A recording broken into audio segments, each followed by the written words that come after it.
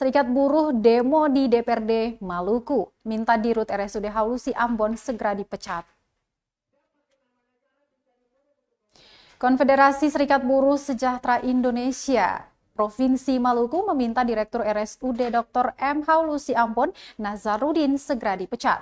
Tuntutan tersebut disampaikan perwakilan KSBSI Maluku Marlon Kelau saat berunjuk rasa di kantor DPRD Provinsi Maluku pada Selasa 14 November 2023. Menurut KSBSI Maluku, Nazarudin tak memiliki kemampuan manajerial hingga mengakibatkan sejumlah masalah di rumah sakit plat merah tersebut.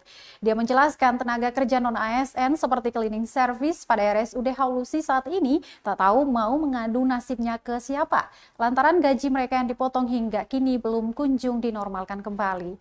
Selain itu, Tribuners mereka juga tak mendapatkan BPJS Ketenagakerjaan. Sementara itu, pantauan tribunambon.com di lokasi KSBSI sempat melakukan aksi unjuk rasa di kantor Gubernur Maluku.